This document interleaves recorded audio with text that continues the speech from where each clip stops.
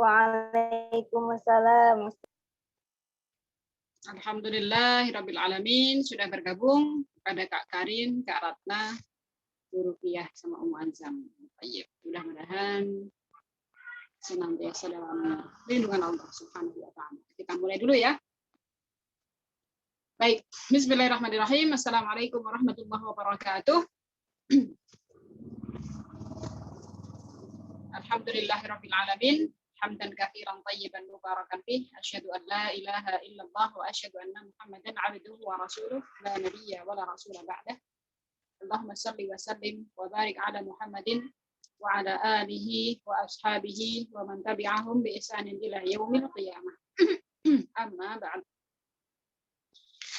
Akhwati, alhamdulillah, puji syukur kehadirat Allah Subhanahu wa taala, pada kesempatan malam hari ini kembali kita bersua dalam rangka talabul ilmi. Mudah-mudahan senantiasa kita mendapatkan taufik dari Allah Subhanahu wa taala untuk senantiasa meningkatkan iman, ya, meningkatkan amal soleh. Salah satunya di antaranya yang bisa kita kerjakan adalah dengan cara belajar atau talabul ilmi. Untuk kedua kalinya, salawat serta salam kita aturkan senantiasa dan terus kepada baginda Nabi Muhammad SAW yang kita harapkan syafaatnya kelak di hari kiamat. Baik, kita mulai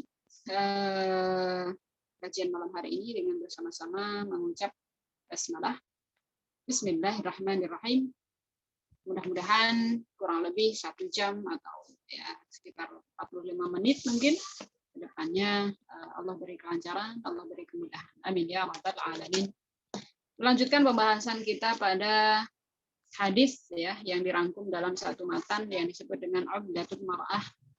Kali ini hadis yang ketiga. Nah, hadis yang ketiga berbicara tentang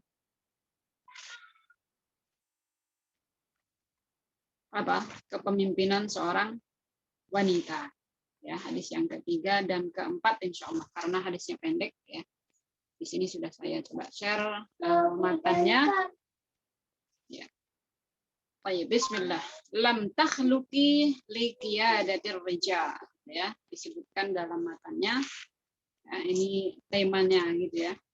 Lam takhluqi, anti ya, wahai saudariku ya, wahai seorang muslimah ya. Sungguhnya Allah tidak menciptakanmu untuk apa? Qiyadatur rijal, untuk memimpin laki-laki. Ya. Wa innama litalidi al-qadah. Sungguhnya engkau ini diciptakan untuk apa? Litalid ya. Kalau dalam surah Al-Ikhlas itu gimana? Lam yalid wa lam yulad gitu ya. Yalid, melahirkan. Innama ya litalidi ya. Sungguhnya engkau diciptakan itu untuk melahirkan gitu ya. Untuk melahirkan al-qadah wa tarbiyatahum. Kemudian engkau ini diciptakan untuk melahirkan para pemimpin tadi, wa tarbiyatahum. Kemudian engkau tugas kalian adalah mendidik mereka. Fa'rifi makanaki as-sahih ya. Maka hendaknya engkau ini mengetahui gitu ya, mengetahui makanak itu adalah tempatmu, maksudnya posisimu gitu, sebagai seorang wanita. Jadi seorang wanita diciptakan tidaklah sebagai pemimpin atau memimpin kaum laki-laki ya, tetapi kaum wanita ini diciptakan untuk melahirkan para pemimpin ya, untuk melahirkan para pemimpin. Dan kemudian kenalilah posisimu dengan benar, lalu apa? Tepatilah tugasmu. Maksudnya adalah kerjakan tugasmu.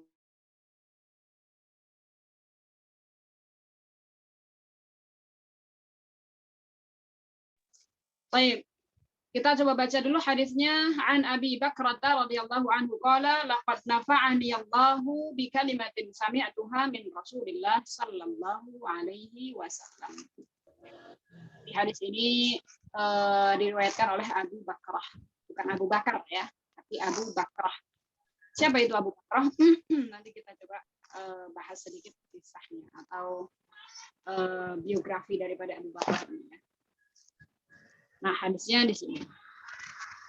Bahwasanya Abu Bakrah telah mendengar dari lisan Rasulullah Shallallahu Alaihi Wasallam. Ya, di sini hadisnya sedikit ada cerita. Ya, bahwasanya Abu Bakrah mendengar kapan ayyamal jamal ba'dama kittu an alhaqa bi ashabil jamal wa uqatila ma'ahum. Qala lamma balagha Rasulullah sallallahu alaihi wasallam anna ahla Farisa qad mallaku alaihim bin Kisra. Qala lan yufliha qaumun wallau amrahum imra'atan. Ini matan hadisnya ya. Matan hadisnya ada di sini. Saya beri stabilo. Lan yufliha qaumun, kata Nabi ya. Lan itu harfun nafin. Harfun nafin itu dia ada termasuk salah satu huruf ya, kalau kita belajar kaidah bahasa Arab itu dia termasuk huruf meniadakan, yang berfungsi meniadakan gitu ya. Lan yufliha qaumun, aflaha yuflihu ya. Pada qamatis shalah, kalau dalam salat itu kan hayya 'alal falah kan gitu ya. Falah itu kemenangan ya, kemenangan, keberuntungan gitu ya. Maka lan yufliha qaumun ya. Satu kaum itu tidak akan pernah beruntung gitu. Tidak akan pernah menang ya, tidak akan pernah maju gitu. Kapan? Ketika walau amrahum imra'atan, ketika mereka mengangkat ya seorang pemimpin dari kaum wanita. Begitu ya bunyi hadisnya atau matan hadisnya. Jadi kembali pada periwayat hadis tadi siapa Abu Bakrah ya, bahwasanya Abu Bakrah ini pernah mendengar gitu ya dari Rasulullah, dari lisan Rasulullah Shallallahu Alaihi Wasallam pada saat peperangan hari-hari perang Jamal ya, perang Jamal.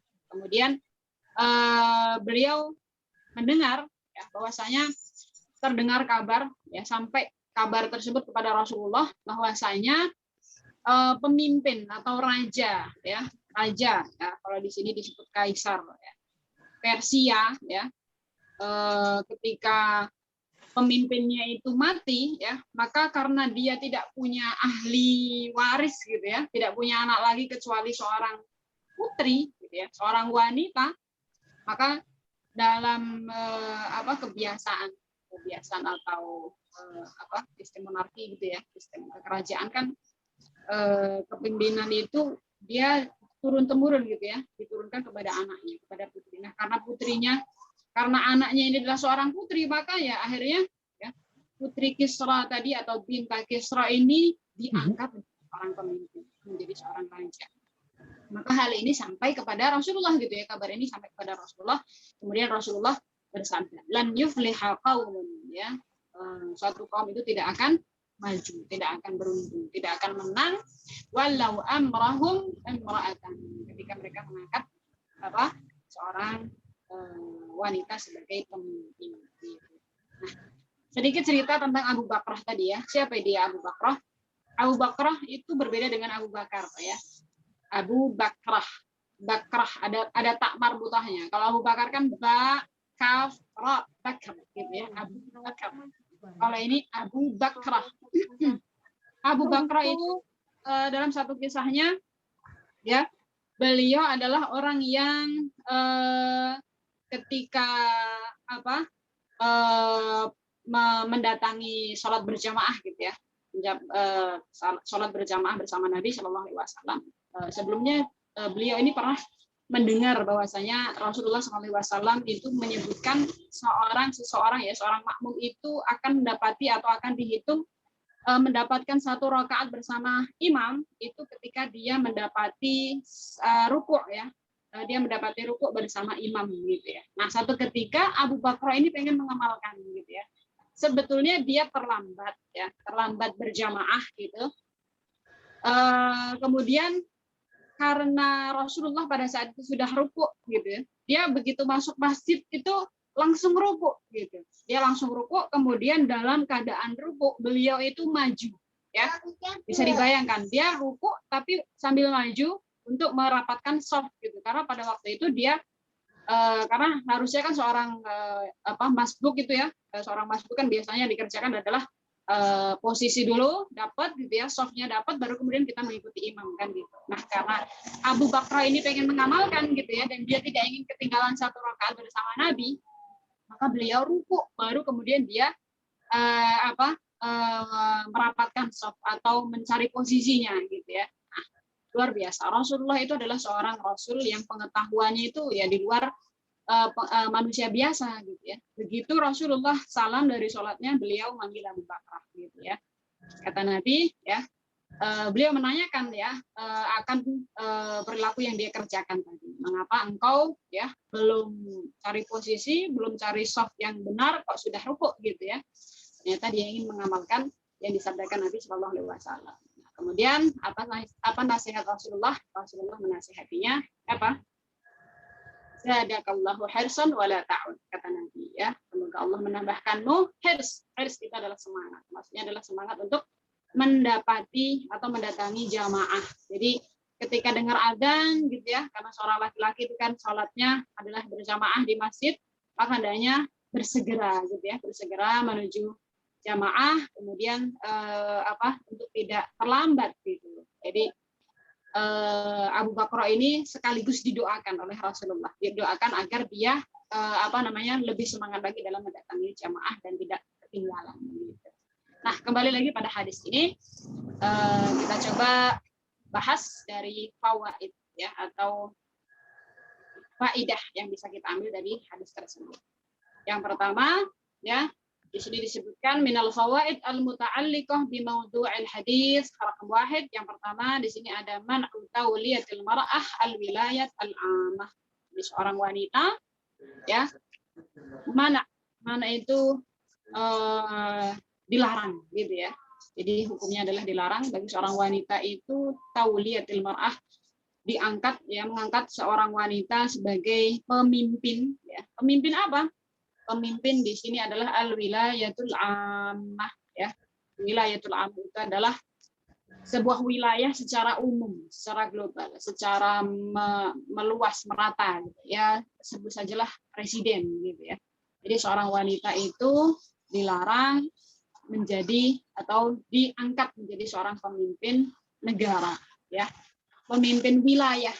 Mungkin dalam satu kota ya pemimpinnya wanita itu juga termasuk ya, tidak diperbolehkan gitu ya. Alasannya ya di sini hadis Nabi Shallallahu Alaihi Wasallam, lan yufliha qaumun. Kaum itu kan dikatakan sebuah kaum itu kan sebuah satu wilayah gitu ya, satu kota, satu kampung itu juga sudah disebut dengan kaum gitu. Maka ketika mengangkat atau diangkat ya seorang wanita sebagai pemimpinnya, maka ya disinilah hadis Nabi Shallallahu Alaihi Wasallam, kaum tersebut tidak akan pernah menang, kaum tersebut tidak akan pernah tidak akan pernah beruntung begitu ya. Nah, insya Allah nanti kita coba satu persatu mengapa alasannya ya seorang wanita itu dilarang untuk menjadi seorang pemimpin atau memimpin sebuah kaum gitu ya. Nah, di sini saya coba pelajari. Yang pertama jelas ya bunyi hadisnya seperti itu, dan Rasulullah Shallallahu Alaihi Wasallam itu ketika menyebutkan sebuah hadis ya atau sesuatu yang keluar dari lisan Rasulullah Shallallahu Alaihi Wasallam itu bukanlah sesuatu dari hawa nafsu bukan, tapi apa yang dilantunkan atau apa yang diucapkan Nabi itu adalah melainkan wahyu dari Allah Subhanahu wa Ta'ala. Jadi Rasulullah menyebutkan hadis ini gitu ya, larangan seorang wanita menjadi pemimpin atau mengangkat wanita menjadi seorang pemimpin itu bukan semata dari Rasulullah, itu semua adalah wahyu dari Allah Subhanahu wa Ta'ala begitu ya. Kemudian di antara alasan yang lain ya seorang wanita tidak boleh menjadi seorang pemimpin itu karena ya seorang wanita itu adalah mereka nafisatu aklin wa dinin ya, bahwasanya di hadis yang pekan lalu sudah kita bahas juga, seorang wanita itu mereka adalah yang akal dan agamanya itu kurang gitu ya. Dan itu sudah kita bahas yang kemarin ya, kurang akalnya ya, di antaranya adalah persaksian mereka ada yang tidak diterima ya kan, tidak boleh ya. Kemudian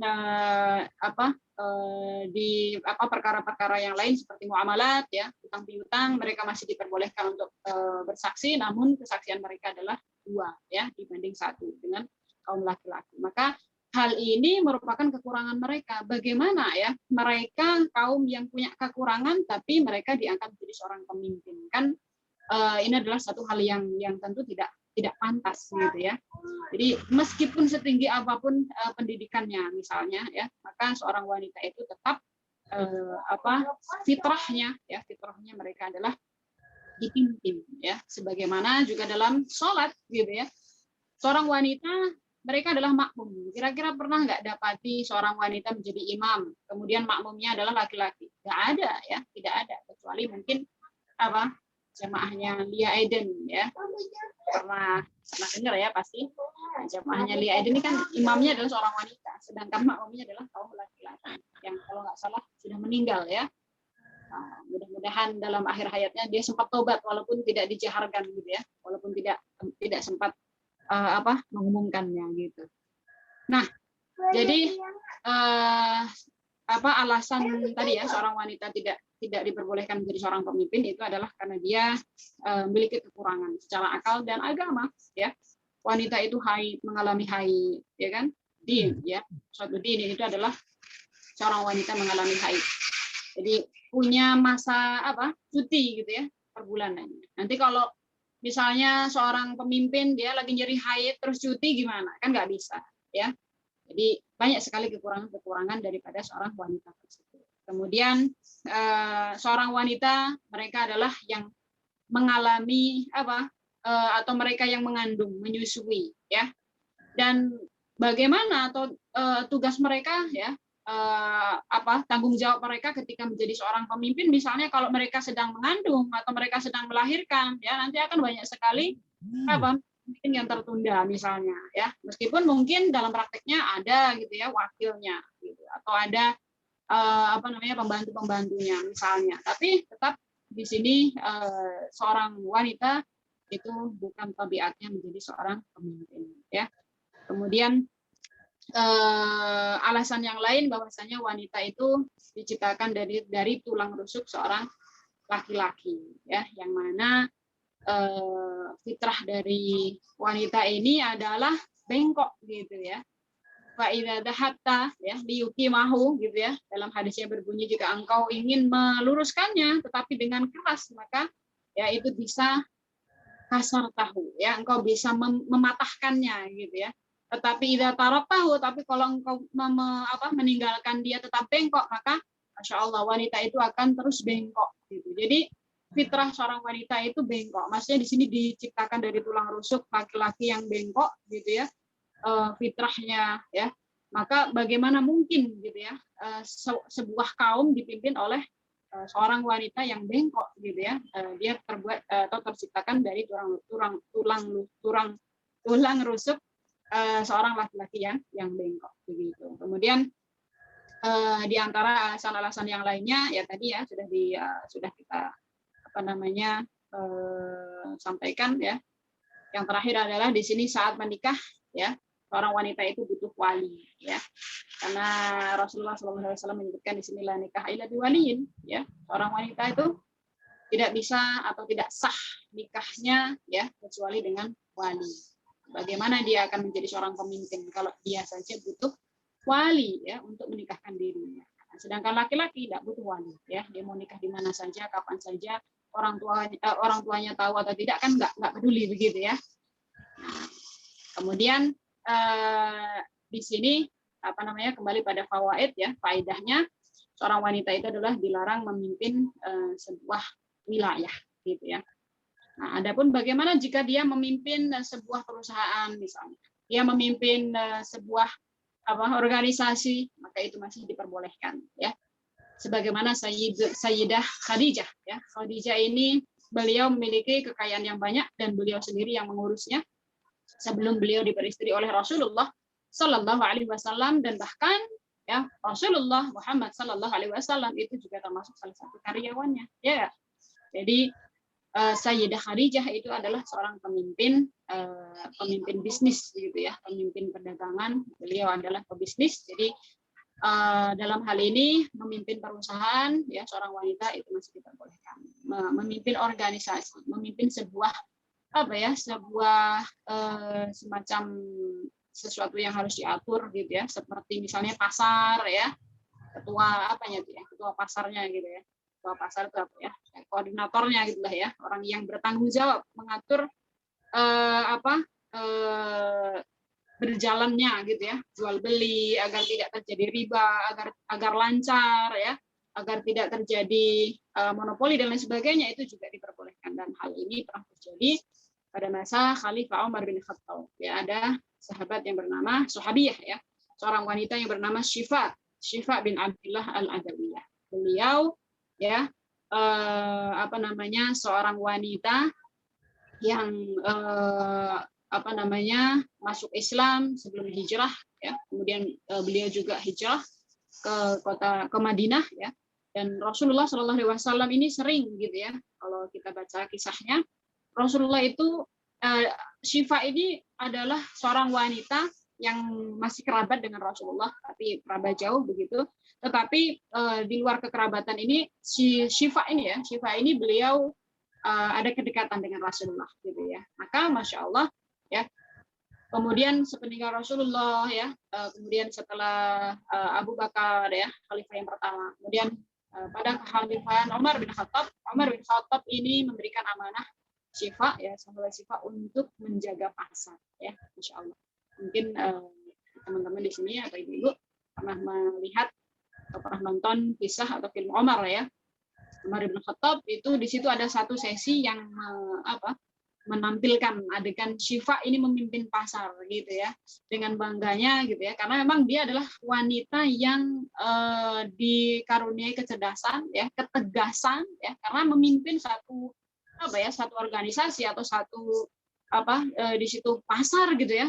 Pasar itu kan satu hal yang betul-betul jantung gitu ya, jantungnya perekonomian itu kan adalah pasar gitu. Kalau pasarnya nggak benar kan Masya Allah nanti bisa terjadi hal-hal yang mungkin ya tidak benar gitu ya, perekonomian oleng dan lain sebagainya. Nah, di sini salah satu contoh gitu ya, seorang wanita yang memimpin ya sebuah pasar yang dimana di situ adalah ada laki-laki dan perempuan tentunya gitu ya. Jadi yang dilarang itu adalah seorang pemimpin yang memimpin satu wilayah ya, satu wilayah yang seperti tadi ya, negara ya, kota ya, atau bahkan satu RT misalnya, memimpin kampung ya, seorang perempuan, ibu-ibu diangkat jadi RT misalnya, itu juga tidak boleh ya, lebih-lebih memimpin rumah tangga ya, tidak boleh ya. Seorang wanita itu boleh memimpin rumah tangga itu jika suaminya sedang keluar, maka dia ada amanah ya. Jadi di sini ada satu hadis ya, Rasulullah menyebutkan wal mar'atu fi baiti zawjiha ra'iyatun wa hiya mas'ulatun an ra'iyatihi. Jadi seorang wanita, seorang ibu rumah tangga itu bisa menjadi pemimpin jika suaminya sedang keluar, maka dia bertanggung jawab atas ra'iyahnya, rakyatnya ya. Rakyatnya siapa? Ya anak-anaknya gitu. Jadi dia bertanggung jawab atasnya. Baik. Kemudian faedah yang kedua di sini adalah la tatara'asul mar'atu rijala fi la fil amali wala fi al-ba'i. Ya. Sudah kita bahas tadi ya, seorang wanita hendaknya tidak memimpin ya dalam rumah tangga. Kemudian yang ketiga, jaziman Nabi sallallahu alaihi wasallam bi adam falah ay mustama'in tudirul mar'atu fi rijalu. Ya. Jadi Nabi Shallallahu Alaihi Wasallam di sini mengabarkan begitu ya, bahwasanya satu kaum itu tidak akan pernah akan menang gitu ya, ketika mereka mengangkat pemimpin seorang wanita.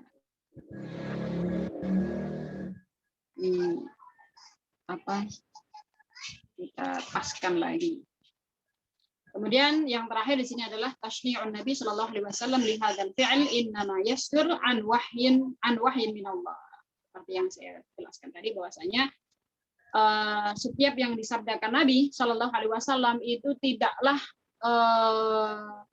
bersumber dari hawa nafsu, bukan ya, melainkan adalah wahyu ya, wahyu dari Allah Subhanahu Wa Taala, yang mana bahwasanya Allah itu menciptakan ya al-mar'ah, wanita ya, itu sesuai dengan tabiatnya gitu ya. Wa huwa khabir, dan Allah itu maha mengetahui ya, Allah maha mengetahui dengan yang Allah ciptakan. Maksudnya Allah menciptakan manusia, ada laki-laki ada perempuan. Allah ciptakan seorang laki-laki menjadi seorang imam. Allah ciptakan wanita yang dia tabiatnya adalah tidak menjadi seorang pemimpin. Maka Allah lah yang paling tahu gitu ya, Allah yang paling tahu dengan ciptaannya. Maka hendaknya kita senantiasa tunduk dan patuh terhadap syariat Allah Subhanahu wa taala. Ya, mudah-mudahan bisa dipahami. Insyaallah nanti untuk pertanyaan bisa di akhir gitu ya.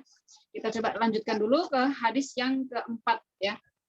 Hadis yang keempat di sini saya baca dulu ya, dari at-tasyabbuh birrijal fa innahu yamsakh shakhsiyatihi ya, yamsakh shakhsiyatihi ya. An Ibnu Abbas radhiyallahu anhu qala la'ana Rasulullah sallallahu alaihi wasallam al-mutasyabbihina min ar-rijali bin nisa wal mutasyabbihati min an-nisa'i birrijal. Jadi hadis yang ini sebetulnya ada kaitannya dengan hadis yang sebelumnya gitu ya. Semuanya berkaitan dengan seorang wanita. Hadisnya riwayatkan siapa? Ibnu Abbas radhiyallahu anhu bahwasanya Rasulullah Shallallahu alaihi wasallam pernah bersabda apa? La'ana Rasulullah, Allah ya, di sini Rasulullah Muhammad sallallahu alaihi wasallam melaknat siapa? Melaknat al-mutasyabbihin, mereka laki-laki, kaum laki-laki yang al-mutasyabbih, menyerupai siapa? Minar rijali bin nisa, menyerupai kaum wanita. Jadi Rasulullah melaknat ya. Laknat itu adalah bu'dun anil rahmah ya. Al-bu'du anil rahmah itu adalah laknah. Doa ya, ancaman, bu'dun jauh ya, dijauhkan dari rahmat Allah Subhanahu wa taala. Bahkan ya, padahal kita setiap hari berdoa ya kan, Allahumma arhamni ya. Kita minta rahmat, kita minta dirahmat, maka jangan sampai kemudian kita mendapatkan laknat hanya gara-gara sesuatu yang belum kita ketahui. Salah satu laknat Rasulullah itu diberikan kepada siapa? Al-mutasyabbihin, dari kaum laki-laki yang menyerupai wanita, kaum wanita. Begitu sebaliknya, wal mutasyabbihat, kaum wanita yang menyerupai ar-rijal ya, kaum wanita yang menyerupai laki-laki. Nah, di sini kita coba bahas ya, seperti apa at-tasyabbuh gitu ya, atau penyerupaan itu dalam hal apa gitu ya. Nah, di faedahnya kita coba bahas ya. Yang pertama adalah hurmatut tasyabbuh al-mar'ah birrajul ya, haram ya, hukumnya haram ya. Kenapa? Karena dalam hadis tadi disebutkan laknat ya, laknat ya. Di sini Syekh Asadi menyebutkan setiap hadis atau sesuatu yang berbunyi di situ ada laknat itu maka termasuk dosa besar ya. Jadi dosa besar itu adalah sesuatu yang mengandung balasan di dunia ya. Dia ada balasan di dunia, ada ancaman di akhirat gitu ya. Salah satunya biasanya itu di dalam hadis itu berbunyi, salah satunya adalah dengan kata laknat gitu ya. La'anallahu ya, Allah melaknat. La'ana Rasulullah, Rasul melaknat gitu ya, Rasulullahi. Jadi setiap bunyi laknat maka di situ dipastikan itu adalah perbuatan dosa besar. Maka di sini hukumnya adalah haram ya, hukumnya haram. Seorang laki-laki menyerupai wanita, seorang wanita menyerupai laki-laki. Nah, sebetulnya Allah menciptakan laki-laki dan perempuan itu sama di hadapan Allah Subhanahu wa taala. Kenapa? Karena Allah berfirman ya, man ya'malu minas salihat ya, in dzakarin wa untha wa huwa mu'min ya faulaika yadkhulunal jannah. Jadi barang siapa ya beramal soleh dari kalangan kaum laki-laki maupun perempuan, bahwa mukmin, dan mereka pada saat mereka beramal soleh gitu ya, mereka beriman ya. Jadi syarat diterima amal soleh itu salah satunya adalah beriman ya.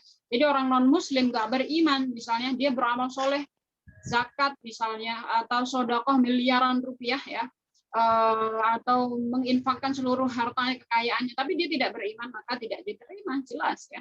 Ayatnya di sini wahwa mukmin, pada saat mereka beramal soleh, mereka beriman, maka yadkhulunal jannah, ulaika yadkhulunal jannah, mereka itu akan sama mendapatkan pahala gitu ya. Jadi laki-laki, wanita sama di hadapan Allah, maksudnya dalam hal peribadatan, dalam hal mendapatkan atau dalam hal mereka punya hak gitu ya, punya hak untuk mendapatkan pahala sama-sama gitu ya. Akan tetapi dalam penciptaan ya di sini ada sedikit perbedaan gitu ya. Insyaallah akan kita bahas. Kita coba dengarkan dulu azan ya, karena di Jakarta sudah ada.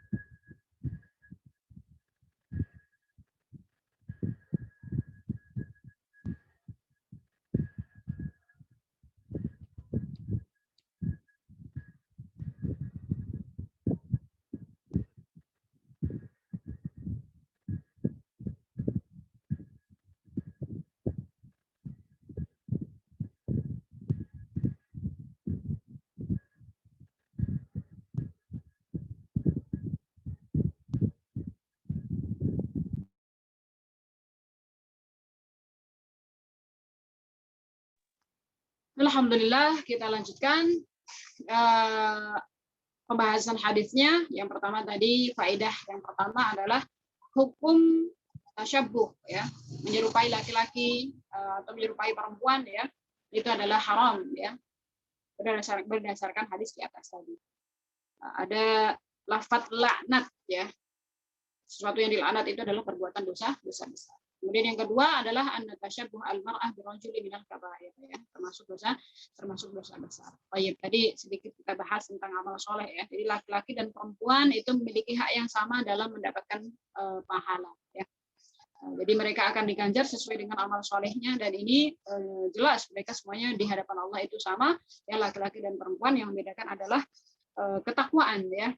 Inna akramakum indallahi atqakum. Jadi bukan laki-laki, bisa dari kalangan laki-laki, bisa juga dari kalangan perempuan. Namun dalam hal syariat di sini Allah sedikit membedakan. Ya, Allah membedakan kaum laki-laki dan kaum perempuan, ya, dan semuanya ada hikmah, ya, ada hikmahnya. Karena kullu syai'in biqadarillahi wa hikmati. Setiap yang Allah tetapkan, ya, itu ada hikmahnya begitu. Allah ciptakan kaum laki-laki, ya, qawwamuna 'ala nisa, kan gitu ya. Laki-laki itu lebih kuat, laki-laki itu sebagai pemimpin karena memang nanti akan memimpin gitu ya. Jadi kalau pemimpin itu misalnya loyo, ya, pemimpin itu misalnya lemah, ya, mudah dipengaruhi, mudah dipesan misalnya dan sebagainya. Nah, ini pasti ada kemaslahatan yang tentu nanti tidak akan tersalurkan gitu ya. Jadi terlebih adalah seorang wanita. Wanita itu mudah dilemahkan, mudah ditakut-takuti, ya, dan lain sebagainya gitu ya. Jadi seorang wanita itu tetap tidak tepat menjadi seorang pemimpin. Semuanya ada porsinya gitu. Maka keduanya ini tidak boleh saling menyerupai gitu ya. Laki-laki tidak boleh menyerupai kaum wanita, ya. Begitu juga kaum wanita tidak boleh menyerupai kaum laki-laki, karena Allah menyebutkan, ya, di sini walaysa dzakaru kal untha, ya. Kaum laki-laki itu ya tetap tidak sama dengan perempuan gitu ya. Jadi mereka semuanya wajib menjalani takdirnya, ya, sebagai di sini adalah dalam hal penciptaan gitu ya. Kaum laki-laki misalnya diciptakan harus tegas, jadi harus tegas, tidak boleh loyo, ya. Tidak boleh ke wanita-wanitaan gitu ya, bahkan dari segi jalannya, ya, harus tegas, ya, tegap misalnya. Begitu juga dengan wanita, ya, wanita itu lemah lembut, ya.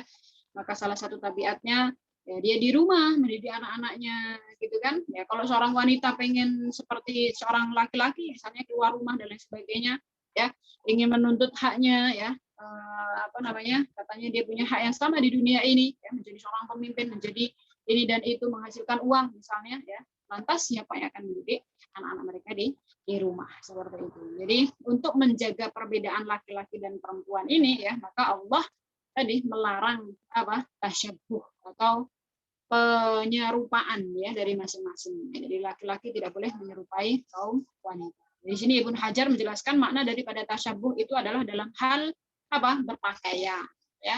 Kemudian dalam hal sikap, ya.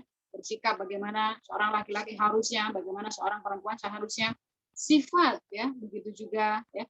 Bahkan Masya Allah sampai tata cara berjalan, ya, seorang laki-laki itu berbeda dengan seorang perempuan. Ada satu kisah dahulu, ada seorang laki-laki pada masa Khalifah Umar bin Khattab, ya, laki-laki Umar bin Khattab. Jadi beliau ini pernah mendapati seorang laki-laki yang berjalan, ya, jalannya itu lemah gemulai, ya, mungkin ya manja-manja gitu ya. Ya, mungkin bisa dibayangkan lah, ya, seorang laki-laki yang jalannya kayak perempuan kan, ya, jadi jalannya itu tidak yang cepat gitu ya, jalannya yang mungkin ya lemah gemulai, ya, genit dan sebagainya. Kemudian Khalifah Umar menegurinya. Pertama ditegur, ya rajul gitu ya, wahai seorang laki-laki, ya, berjalanlah sebagaimana engkau berjalan seperti seorang laki-laki, ya. Kemudian laki-laki tersebut masih berjalan sebagaimana sebelumnya. Kemudian Khalifah Umar mencambuknya, ya, dicambuk, Masya Allah, dicambuk sekali. Si laki-laki tersebut, ya, belum sadar, dia masih berjalan sebagaimana sebelumnya gitu. Maksudnya dia masih jalan dengan genit, ya, lemah gemulai dan sebagainya. Dicambuk lagi sama Umar gitu ya.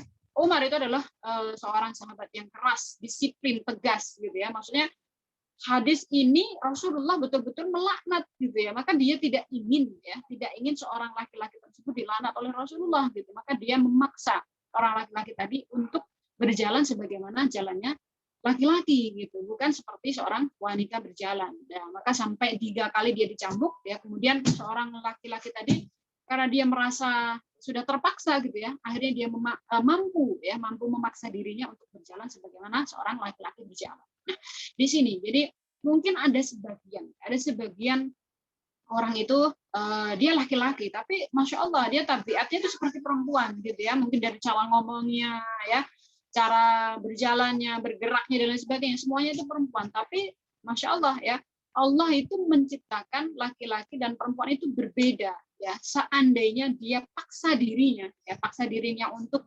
betul-betul menjadi seorang laki-laki, itu sebetulnya bisa gitu ya.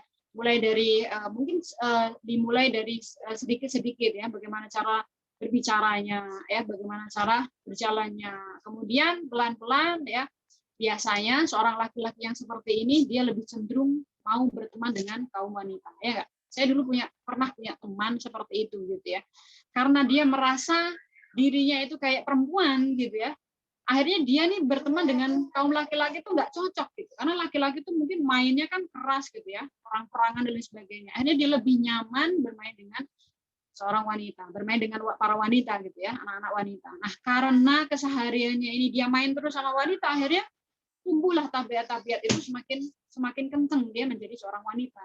Tapi subhanallah semakin dewasa karena alhamdulillah dia diarahkan oleh orang tuanya gitu ya untuk menjadi seorang laki-laki, maka bisa gitu ya, dia akhirnya menjadi seorang laki-laki yang maksudnya kuat ya, yang sebagaimana laki-laki pada umumnya begitu. Jadi tidak ada alasan ya dia misalnya karakternya seperti seorang wanita lemah gemulai misalnya, tapi tidak menutup kemungkinan bahwa dirinya itu dia bisa memaksa dirinya gitu ya untuk menjadi seorang laki-laki, atau sebaliknya seorang wanita, karena pembahasan kita adalah seorang wanita ya, seorang wanita hendaknya kita pun juga tidak berperilaku sebagaimana kaum laki-laki, maksudnya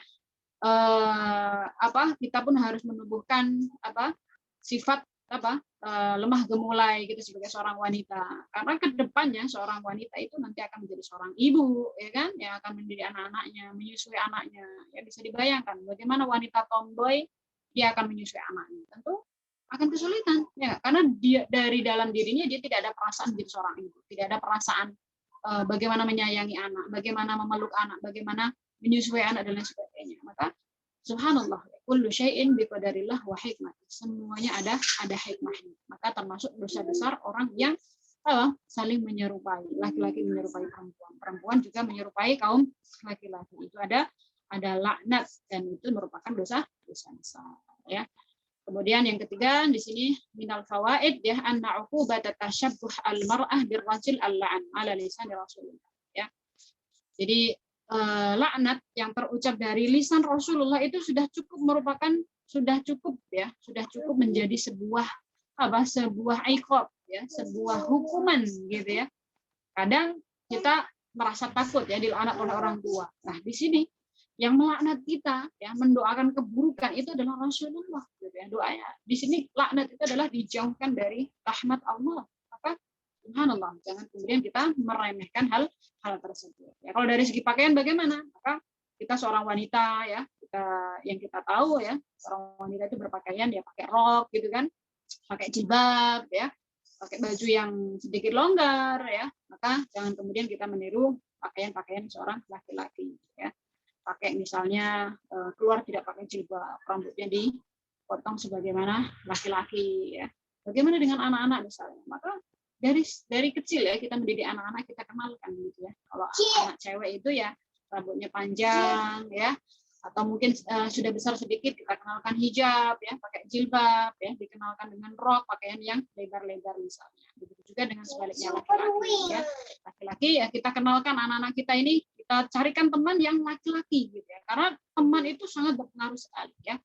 Bagaimana dia akan meniru temannya ya, karena anak-anak ini lebih cenderung ketika berteman dengan temannya itu happy gitu. Maka dia lebih mudah untuk meniru, menyerap apa yang dibawa temannya tadi ya. Satu contoh kecil ya, putra saya ini karena temannya itu perempuan gitu ya, Masya Allah di awal-awal itu subhanallah begitu terasa gitu ya, karena dia merasa pertama kali temannya gitu ya, dan temannya ini lebih besar perempuan gitu ya, dari cara duduknya gitu ya, Masya Allah itu satu hal yang jadi PR bagi kita sebagai orang tua ya. Ternyata seorang laki-laki ya, anak laki-laki pun kita juga harus selektif gitu ya, memilihkan teman dia atau memilihkan lingkungan ya.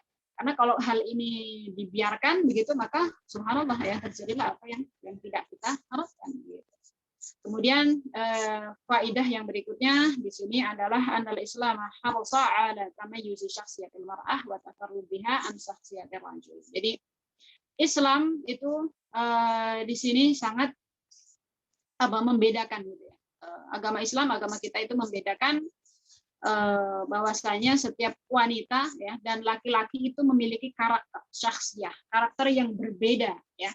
Karakter yang berbeda-beda, maksudnya laki-laki punya karakter yang berbeda, perempuan pun juga punya karakter yang berbeda. Nah, Islam ini menempatkan yang sesuai dengan porsinya, gitu. Sebagaimana seperti misalnya ada syariat pakaian gitu ya. Kita ambil satu contoh yang mudah. Ya.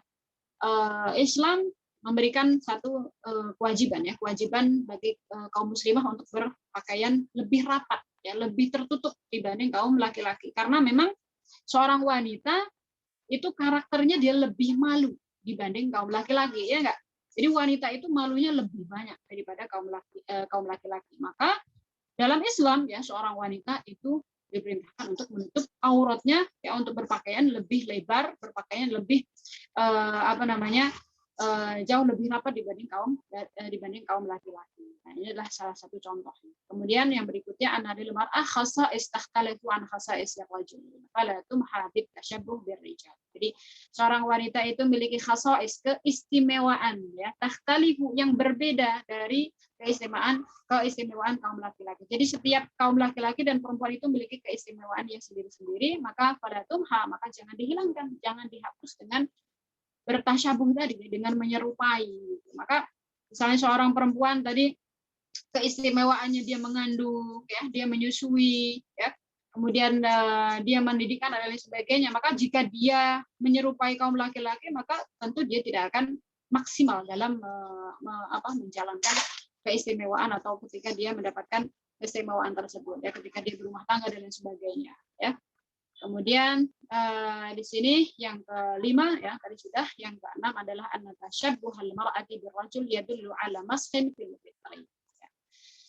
Menyerupai lawan jenis itu merupakan menghilangkan fitrah ya, menghilangkan fitrah yang merupakan yang sudah Allah fitrahkan untuk dirinya gitu ya. Jadi secara tidak langsung itu menghilangkan fitrah sedikit demi sedikit ya, sesuai dengan derajat atau sesuai dengan kadarnya gitu ya. Bagaimana dia misalnya menyerupai lawan jenis ya. Ada yang sudah parah gitu ya, yang na'udzubillah sampai ingin merubah alat kelaminnya misalnya, ya kan? Itu ada dan terjadi kan begitu ya. Maka subhanallah itu sudah termasuk dosa besar dan dia telah menghapuskan fitrah ya dari dirinya tadi. Kemudian di sini yang terakhir dari faedahnya adalah anna min dawabiti zinatil mar'ah wa libasuha wa harakatuha alla tashabbuha bi'al rijal ya. Jadi pada intinya hadis tersebut menyebutkan dosa besar ya yang harus kita hindari, di antaranya adalah menyerupai lawan jenis ya, dan dari hal-hal yang bisa kita jauhi adalah di sini ya, dari pakaian ya, kemudian harokat, gerakan ya, bagaimana cara berjalan kita ya. Seorang wanita tentu berbeda dengan seorang laki-laki dan semuanya ada fitrahnya. Dan hadis ini berkaitan dengan hadis yang sebelumnya, di mana seorang wanita itu Allah ciptakan lemah gemulai yang salah satu tugasnya itu adalah mendidik anak-anak, ya Kak? Bukankah Rasulullah Shallallahu Alaihi Wasallam ya pernah ditanya ya, wanita yang ayun nasi ya, manusia yang mana gitu ya, yang harus aku berbuat baik gitu ya terlebih dahulu, kata Nabi kan ummuh gitu ya, kan dialah ibumu, kemudian siapa lagi, dialah ibumu, sampai Rasulullah mengulanginya 3 kali, baru kemudian ayah. Nah, ini adalah satu kemuliaan bagi seorang wanita. Jadi bukan kemudian seorang wanita tidak boleh memimpin misalnya satu wilayah, bukan berarti ini adalah kehinaan ya, tetapi Allah ingin memuliakan ya, Allah ingin memuliakan kaum wanita dengan tugas-tugasnya, ya. Mereka dimuliakan di rumah, ya, menjadi seorang ibu, ya. Banyak ya kaum laki-laki yang iri, kaum bapak-bapak mungkin ya, iri dengan ibu-ibu gitu ya. Kenapa ibu ini disebutkan 3 kali lebih banyak ya, harus dimuliakan, harus dihormati oleh anaknya dibanding bapak-bapak gitu. Karena memang jasanya begitu besar. Dan kemudian kalau kita lihat anak-anak kecil ini ya, anak-anak kecil ini kalau ditanya sayang siapa gitu ya, nah, itu dengan otomatis gitu ya, mereka akan lebih akan yang pertama yang diucapkan itu adalah sayang Umi ya, aku suka Umi dan lain sebagainya, karena itu adalah memang itulah tabiatnya seorang wanita ya.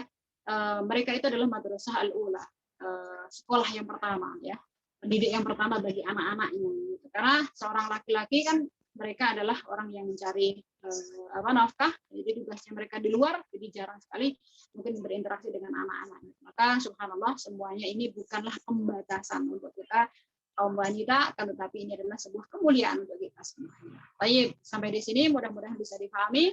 Kita coba buka sesi tanya jawab ya. Fadhal.